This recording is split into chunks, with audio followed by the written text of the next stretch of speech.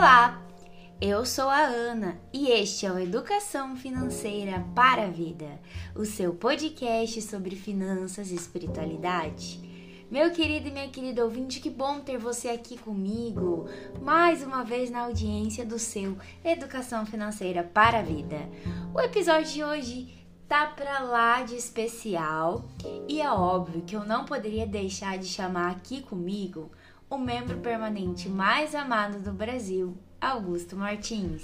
Olá, Ana Carolina, muito obrigado por esse convite maravilhoso. É sempre muito bom estar com você e com os nossos queridos e queridas ouvintes, no qual eu digo e repito, bom dia, boa tarde, boa noite ou boa madrugada. Se você está dirigindo, aquelas recomendações básicas, cinto de segurança, direção econômica e direção defensiva. Se você está no drive-thru da esperança, ou se está indo tomar a sua dose de reforço, que bom! A esperança está na ciência. E sobre isso nós vamos falar um pouco sobre ciências, descobertas. O episódio de hoje está maravilhoso. Então, se você está fazendo uma faxina ou caminhando no trabalho, nós agradecemos imensamente a sua audiência. Fique conosco, o episódio está imperdível. Galera, hoje a gente vai falar de uma pessoa muito importante para a história em geral, tá? Alguém muito inteligente que criou ou descobriu, vamos dizer assim, várias ferramentas que a gente usa ainda nos dias de hoje. Isso a gente está falando de alguém que viveu lá no século XV, né, Augusto? Exatamente, estamos falando de um matemático, um contador, um economista, filósofo, teólogo. Hoje nós vamos conversar sobre essas descobertas de um franciscano italiano, Luca Bartolomeu Pacioli. Gente, o Frei Luca tem vários trabalhos incríveis e um deles é uma regra que é utilizada até hoje pelos investidores. Então, você que é nosso ouvinte, que quer se tornar um investidor de sucesso, usar os juros compostos a seu favor, fique conosco para descobrir qual que é essa ferramenta. Qual é esse método que o Luquinha, né, o Frei Luca, criou para fazer os seus investimentos dobrarem e dobrarem e dobrarem? Bom, antes da gente contar para vocês sobre essa regra, esse método e tantas outras coisas que o Frei Luca deixou de presente para nós, investidores e entusiastas da educação financeira, o Augusto vai contar um pouquinho da história, né? Falar um pouquinho sobre o contexto em que o Frei viveu, o que levou ele a ter essas ideias geniais para a época, né? Que são até hoje geniais, imagina naquele tempo. Sabe, Ana, de fato, você usou uma palavra maravilhosa. Ele foi um homem genial e é importante lembrar do contexto que este homem viveu. Você disse, né, o século XV. Ele nasceu no ano de 1446, 47, não se sabe muito bem, e morreu no ano de 1517. Então estamos falando daquele período da Renascença. E cá entre nós, quando a gente fala de Renascença, qual é a imagem que vem à nossa cabeça, né? Eu já lembro de obra de arte, pintura, uns quadros. Isso me lembra muito arte, pelo menos pra mim.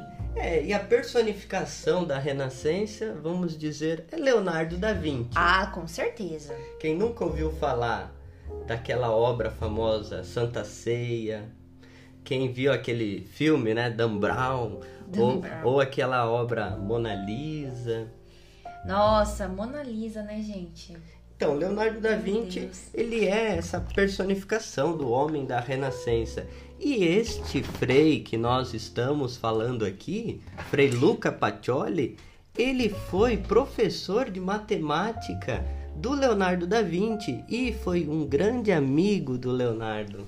Olha, gente, que incrível! Isso é uma coisa que eu não sabia, viu? Eu estou aprendendo agora com você. Pois é, na história, Ana, na história narrada, é muito importante a gente ver os bastidores das histórias, aquelas histórias marginais que não estão tão glamouralizadas. E o Luca Pacioli faz parte dessa história e marcou a história da humanidade de uma forma maravilhosa. Então vamos entender um pouquinho desse contexto. Ele que transitou ali por Milão, Florença, Veneza, eram grandes cidades-estados da Itália. Ali no século XIV ao século XV, tudo passava por ali. Era o centro urbano da Europa. O mercado era vigoroso, potente, próspero ali porque passava pelo mar Mediterrâneo. Então as grandes civilizações orientais tinham acesso, o Ocidente com o Oriente, então tinha uma riqueza cultural, econômica. E aí o Frei Luca Pacioli estava em contato com todas essas transformações sociais, políticas, econômicas, vamos dizer assim, uma visão mais humanista da pessoa humana, né? Onde se tratavam as questões do bem comum, do indivíduo emancipado. Estamos falando ali de um período pós-feudalismo, onde algumas características marcaram a criação da bússola magnética, olha só, permitindo uma globalização comercial. Lembremos das navegações portuguesas, o surgimento da pólvora, a criação, né, as guerras nacionalistas, o fim do feudalismo, o relógio mecânico que deu um fim a um ritmo da natureza e permitindo ao homem novas relações temporais, e o fundamental para a popularização do conhecimento do Frei Luca e também de outros gênios daquela época, que é a imprensa. Gente, O aumento do aprendizado, a popularização, o conhecimento. Quem que nunca ouviu falar, né, da criação da imprensa, da popularização do conhecimento? E o Frei Luca Pacioli faz parte desse movimento, onde as pessoas vão ter contato com os livros, leituras pessoais, nascem aí processos de individualidade, as pessoas podem ler, cai aquele monopólio do conhecimento restritivo às classes eclesiásticas. ou seja, uma democratização do conhecimento que se iniciou aí. Olha só, gente, que coisa mais linda, que é o que a gente busca fazer aqui no FV para vocês toda semana com os nossos episódios. Nossa, como eu tô empolgada, Augusto, sabendo dessa história, viu? Tô animadíssima. Bom, galera, e é o seguinte, agora que a gente já entendeu, um pouquinho desse contexto do Frei Luca, mas eu acho que vocês estão querendo muito saber, estão muito curiosos para dizer por que vocês resolveram trazer esse tema dentro do podcast do FV. Gente, o Frei Luca, ele criou uma regra que ela é muito utilizada pelos investidores até hoje, que é chamada a regra dos 72, e a gente já vai explicar como ela funciona. Além disso, o Frei Luca também criou o método das partidas dobradas, por isso que ele é considerado o pai da contabilidade moderna. Porque as partidas dobradas é o método que a gente aprende, aí quem estuda contabilidade, ali na economia eu estudei um pouquinho, é aquele método, né, em que a gente vai fazer os lançamentos da entrada e da saída, do débito e do crédito, para trazer uma organização para os comerciantes da época, para eles não se perderem nas contas, porque tudo que entra tem que sair. Essa é a regra fundamental do método das partidas dobradas, né? Então é algo que é utilizado até hoje e por isso ele é considerado o pai da contabilidade moderna. Olha que coisa maravilhosa. Olha, Ana, que bacana, e é justamente isso.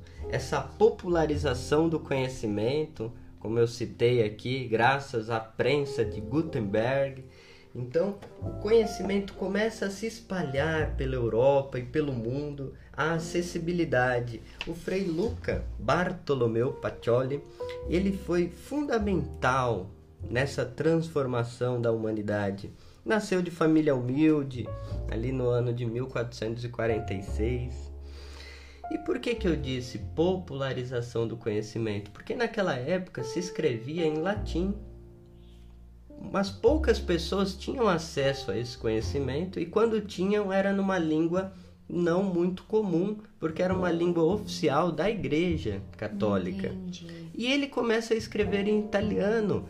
Lembremos que, entre aspas, o pai da língua italiana, que é muito estudado para as crianças italianas, São Francisco, que escreveu os primeiros poemas italiano e popularizou essa língua tão bonita. Laudato si mi signore, louvado seja o meu Senhor. Então São Francisco, ele é considerado ali um grande poeta italiano, justamente porque ele escrevia ou ditava para outros escrever. E o Frei Luca Pacioli, que depois nós vamos explicar por que Frei, ele se tornou um franciscano. Olha que legal. E ele então, a exemplo de São Francisco, popularizou, quase não saiu, hein? Os conhecimentos de matemática de uma forma simples. Que é algo que é temido por muitos até hoje, né? E pensa naquele tempo, gente, que não tinham todas as ferramentas que a gente tem hoje. Então era fundamental construir esses métodos de fácil aplicação para conseguir democratizar esse conhecimento. E por que esse assunto voltou à tona agora? Já vou contar para vocês, porque o Augusto tá contando aqui para mim, gente, que ele tem mais curiosidades para falar. Ah, sim, Ana. Por que ele precisou explicar de forma simples? Ele foi criado, os pais morreram cedo, e ele foi criado por uma família de comerciantes. E aí teve a influência do Piero della Francesca, um matemático, e ele, aos 16 anos, vai para Veneza. Lembra que eu te falei que é um grande centro urbano da Europa, onde tudo passava por lá?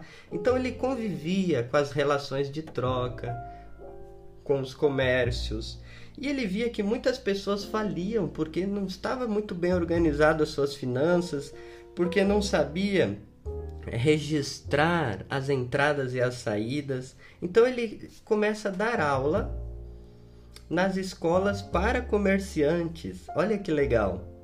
E aí, em 1472, quando ele vai dar aula em Perugia, ele conhece os freis, que era muito comum naquela época, esse movimento paupérrimo, assim, esse jeito de viver o evangelho em fraternidade, sem nada de próprio, em obediência, esse jeito franciscano alegre, que quando as coisas não são fim último, mas são instrumento para a vida. Esse matemático se encantou com esse estilo de vida e se tornou um franciscano. Que legal!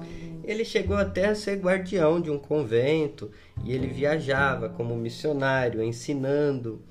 E aí ele vendo a necessidade das pessoas para se organizar, fez um compilado, uma suma, onde ele fazia um compilado geral das regras contábeis até então, um resumo sobre os cálculos. Ali ele registra então esse método das partidas dobradas. Partidas são registros. Sim. Tudo que entra, sai. Então é preciso ter um conhecimento do que é o crédito e do que é o débito. Então daí, em 1494, ele escreve essa obra famosa, Summa de Aritmetica Geometrica Proportione et Proportionalità. Que significa? A suma, né, um compilado de aritmética, geometria, proporção e probabilidade. Nossa, gente, o cara era muito bom mesmo. Ele desenvolve o germe, o princípio da proporcionalidade moderna, que depois vai ser desenvolvido por Fermat, Pascal. Nossa, várias coisas que a gente aprende, hein, pessoal, na escola, hein? Garanto que vocês estão lembrando aí da escola, mesmo quem não foi para essa área de exatas ou sociais aplicadas aí na faculdade, a escola, na física, na matemática, muita coisa que essa galera descobriu, viu? E ele foi professor de três, uma família burguesa, Antônio Rompani, que tinha 3 filhos, e ele era professor desses 3 filhos. Então ele é um homem do povo, que sabia das necessidades das pessoas. Então ele traduz o conhecimento complexo da matemática de uma forma simples. Gente, admirável, né? E aí agora, Augusto, que os nossos ouvintes devem estar muito curiosos, vamos contar para eles por que esse assunto voltou à tona recentemente, né? O que acontece, gente, é que em 2019, essa obra que o Augusto citou, o Suma Aritmética, ela foi comprada, a obra original, né, em um leilão em Nova York. Um comprador anônimo pagou nada mais, nada menos do que $1.200.000, que dá mais ou menos 6 milhões aí de reais, tá? Por essa obra original. Então, uma pessoa aí, um comprador anônimo, tá? Que não fomos nós. Não fomos nós, com certeza não fomos nós, que arrebatou aí essa obra em um leilão de Nova York. Como a gente falou, esse livro é considerado o primeiro manual de contabilidade da história e explica lá o método das partidas dobradas, entre outras coisas, tá? Mas é algo que até hoje é tido como a base da contabilidade, tá? Então, algo muito assim, eu chamo surreal, né? Porque jamais eu acredito que ele imaginaria que isso tomaria tal proporção e aí atravessaria, enfim, séculos e seria utilizado numa época que a gente tem tantas ferramentas como hoje, né? E falando em proporção, Ana, alguns anos depois, isso ele já estava em Milão, em 1509, ele escreve um livro chamado A Divina Proporção, e aí entra o Leonardo da Vinci. Ele dava aulas de matemática, eles tinham muita amizade, e o Da Vinci que faz a ilustração desse livro. Ele estabelece relações entre os princípios arquitetônicos e a proporção clássica do corpo humano, aquela busca pelo número áureo divino, aquele número de ouro, a proporção, a razão, a medida áurea, ou seja, alguns pesquisadores falam que está ali entre 1,61, que é uma pesquisa que já desde antes de Cristo a humanidade tem buscado estabelecer relações entre a natureza, o corpo humano, entre princípios arquitetônicos. E o Da Vinci desenvolveu muito bem essa ideia da proporcionalidade nas suas obras. E também nos seus inventos. Eu ia falar, porque ele inventou várias coisas também, para além das obras, que às vezes muitas pessoas não sabem. E eu fiquei fascinada uma vez que eu aprendi sobre todos esses inventos e os protótipos dele, que depois viraram inventos nas mãos de outras pessoas. Então, assim, inacreditável. E para finalizar assim de uma maneira jocosa, o Frei Luca, ele escrevia textos resolvendo problemas aritméticos, geométricos, contando causos, falando sobre jogos, por exemplo, do xadrez e adivinhações. Nossa, gente, ou seja, além de popularizar o conhecimento, ele buscava fazer de uma maneira engraçada, divertida, descontraída, para com certeza chamar a atenção das pessoas, né? Porque já não é uma coisa muito, vamos dizer assim, legal, né? Vou aprender a controlar as finanças. Eu acredito que os comerciantes da época, apesar de querer ajuda para organizar as finanças, né? Não deveria ser uma coisa tão simples de se explicar para pessoas que tinham pouco acesso a conhecimento, como você mesmo relatou, né? Então tudo isso é muito importante, muito mais naquela época do que é hoje, que a gente tem facilidade de buscar conhecimentos quando a gente precisa saber de alguma coisa, né, gente? E aí então vem a famosa regra dos 72. Ele explicando para os comerciantes como proteger as suas finanças, se organizar os seus investimentos e como dobrar o seu patrimônio. Galera, então a gente vai começar a falar agora de investimentos aqui da FV, chegado este momento, e resolvemos começar por esse episódio justamente para vocês entenderem a contribuição do Frei Luca, né, um franciscano, uma espiritualidade que a gente traz aqui no FV para esse universo, não só da contabilidade, mas para o universo dos investimentos, né? Então essa regra do 72, gente, ela nada mais nada menos é uma ferramenta que vai mostrar para os investidores quanto tempo demora para um capital investido dobrar ou uma dívida também, mas nós não queremos falar sobre isso aqui. Mas você pode usar para esse tipo de situação também, né? Mas vamos focar no lado positivo por hora. Então vamos supor que você tem uma graninha X, lá R$100 para investir. Em quanto tempo esses 100 vão virar 200, tá? Então essa regra foi criada pelo Luca para mostrar pra gente, tá? Em quanto tempo esse 100 viraria 200 a uma taxa fixa, lembrando, tá? Então isso vale para algumas situações que a gente vai comentar aqui hoje no episódio. Vale lembrar, Ana, que nós temos um episódio especial sobre o imaginário cristão, porque dobrar o patrimônio é ver o dinheiro ao longo do tempo. Falamos de juros, então nós temos um episódio especial para vocês entenderem como que o medieval lidava com as questões do dinheiro e o tempo. Porque aqui na Renascença, o Frei Luca trata isso com uma naturalidade. Sim, que é uma coisa que não acontecia no período medieval. Então aqui nós estamos falando de uma questão comum, porque ele é um homem da cidade. Essa é uma espiritualidade prática, espiritualidade franciscana. Então é muito bacana e curioso, se vocês quiserem aprender um pouco mais sobre isso, a regra do 72, nós estamos falando o dinheiro no tempo. Corre lá, ouvir ou reouvir, maratonar esse episódio que tá muito legal.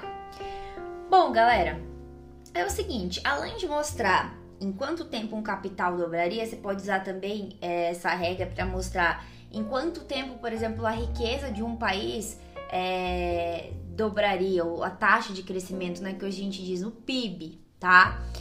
Se a gente tivesse uma inflação aí controlada, uma taxa específica, também a gente pode entender quanto tempo o dinheiro demora para se desvalorizar uma taxa fixa de inflação. Então é uma regra, vamos chamar assim, universal, que dá para se utilizar de várias maneiras.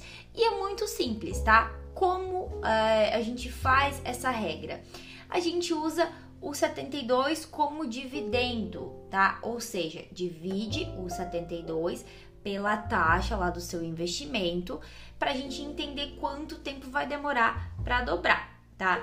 Então vamos supor, se a gente pegar um investimento de 10%, tá? Ou 6% para facilitar. Vamos pegar um número que vai dar um divisor exato. Então, tem um investimento, Ana, que rende 6% ao ano. Em quanto tempo ele vai dobrar? Então, eu pego 72, divide por 6, que é a taxa do investimento, e eu vou ter como resposta 12, ou seja, 12 anos para esse capital dobrar a essa taxa fixa, tá? Obviamente, gente, é um número aproximado, a gente já vai falar um pouco mais sobre isso. Mas aí, né, a gente viu que é uma regra simples, de boa, mas muitos ouvintes podem estar se perguntando da onde foi que o Frei Luca tirou esse número, por que 72, por que é esse número? Eu quero entender isso, Ana Augusto, me ajude, por favor.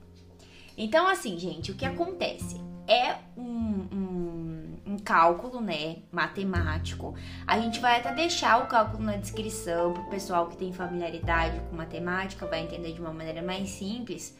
Para outras pessoas talvez seja um pouquinho mais complicado, tá?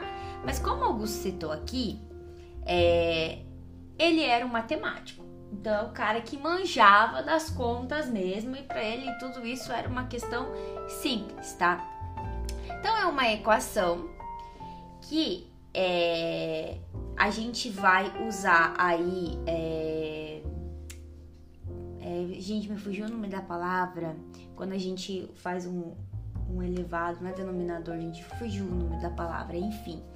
Mas é mais ou menos parecida com a fórmula que a gente usa para calcular os juros compostos. Uma progressão? Isso, uma progressão, tá? Em que a gente tem uma taxa elevada a n, tá? Então, é um cálculo que a gente vai substituindo, tem algumas constantes, alguns denominadores constantes, e a gente substitui a taxa e vai isolando o R para descobrir, o R que no caso é a taxa de juros, para descobrir quanto tempo o capital leva para dobrar. É uma coisa meio complicada de explicar para vocês, porque vocês não estão vendo a conta, né? A gente só tá falando para vocês, então a gente vai deixar na descrição. E para quem tiver curiosidade e facilidade de entender, tem lá a explicação matemática do porquê esse número, tá? Mas resumindo, o desenvolvimento dessa progressão, dessa equação, ela vai ter como resposta 69,311 e um monte de número, tá? Ou seja, o número que o Frei Lucas chegou é 69,13 lá. Mas por que ele não usou 69,31 como divisor? Ou até 70. Por quê? Porque ele era um cara que queria democratizar o conhecimento. Lembrando, ele queria facilitar ao máximo. Então, o que ele pensou? O 69 não é um número inteiro, né? 69,31 lá, não é um número fechadinho. Então, ele pensou, usaria o 70? Mas o 70, ele não é um número que se divide facilmente por outros números. Diferente do 72, que é o número mais próximo ali de 69, que a gente consegue dividir por 2, por 3, por 4, por 6, por 10, por 12 e assim por diante. Então ele é um número que tem mais divisores, por isso que ele usou 72, porque é um cálculo, lembrando, de aproximação, tá? Então é isso. Lembrando que é só você pegar a taxa fixa, né, a taxa do investimento, 72 dividido pela taxa, você vai ter o período em anos.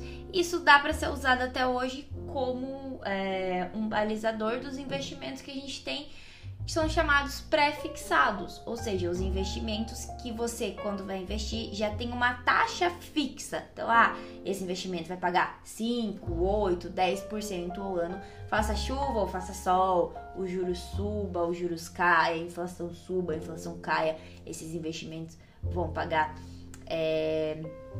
esse valor.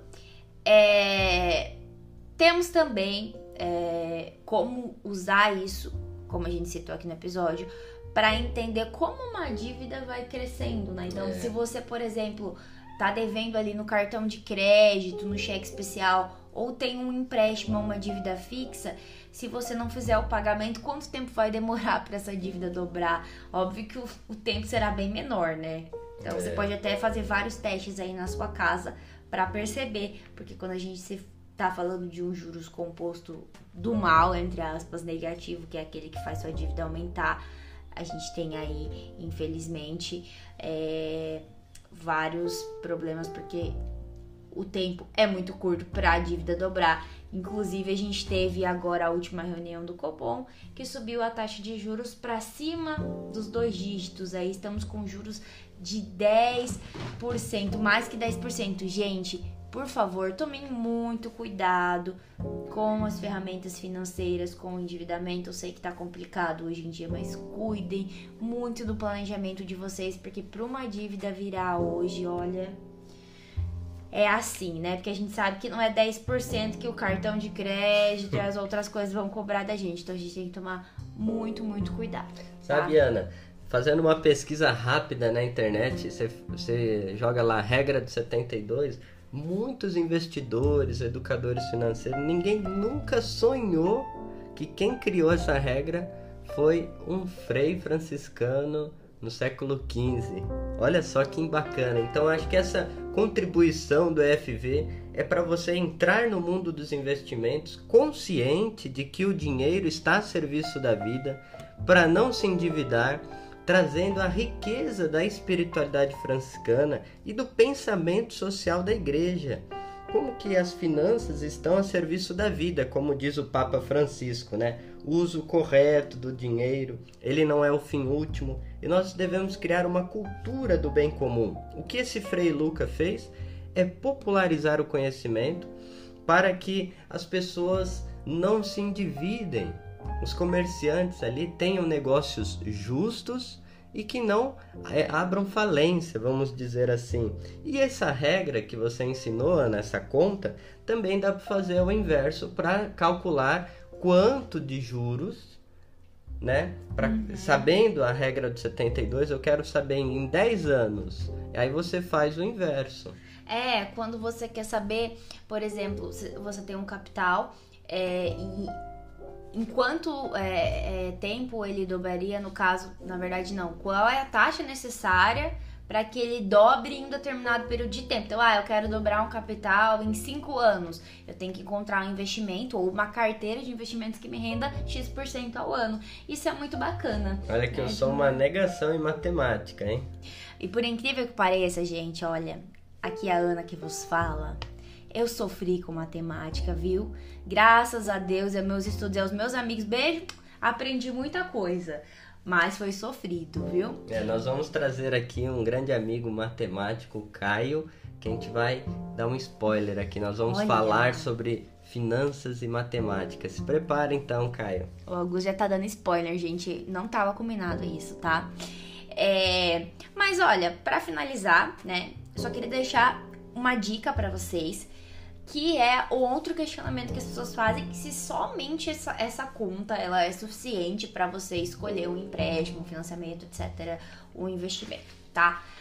Gente, óbvio que não, a gente tem que tomar muito cuidado. Isso aqui, como a gente tá falando, é um sinalizador, é uma ferramenta, é um balizador, mas tem várias outras coisas que são importantes. Importante é o seu autoconhecimento, o quanto você conhece o investimento, dicas gerais, né? Qual que é o seu perfil de risco, a sua renda, a sua organização financeira, além de outras taxas, porque lembrando, o Frei Luca criou isso para um momento, para os comerciantes se organizarem financeiramente. Aqui hoje, quando a gente pensa em mercado financeiro, em investimentos, ou até mesmo em empréstimos, né, do outro lado, a gente tem outras taxas, nós temos impostos, tá? Que às vezes podem fazer com que o dinheiro demore um pouquinho mais de tempo. Vai ser aproximado? Vai ser aproximado, mas a gente tem que considerar também esses descontos do imposto de renda, da taxa da B3, que é uma taxa que a gente paga quando a gente investe. Dependendo do tipo de investimento, tem outras taxas que incorrem. Então é muito importante a gente estar atento a isso, tá? E nós abrimos então a porteira dos investimentos aqui no FV. Vamos falar sobre isso de maneira ética, solidária, transparente. Então aguardem, teremos mais novidades sobre esse universo. É isso aí, galera. A gente espera que vocês tenham gostado muito desse episódio. Se você achou demais, legal, quer falar, cara, um franciscano que ajudou a criar uma ferramenta, compartilha, manda pra sua amiga, pro seu amigo, pra todo mundo que você conhece, põe lá no grupo da família, né, no grupo do WhatsApp, compartilhe coisas legais, coisas positivas. E o beijo especial de hoje, que eu queria mandar, Augusto, é pros nossos ouvintes do Panamá. Porque, gente, o Panamá tá crescendo muito na nossa audiência, assim como Moçambique, tá ali coladinho com Moçambique. Então, beijo pra galera do Panamá que está nos escutando. Muito obrigada pela sua audiência. Um beijo especial pra você. A gente fica muito feliz em ver que os ouvintes estão se espalhando por aí também, viu? E lembre-se sempre: educação financeira é educação para a vida.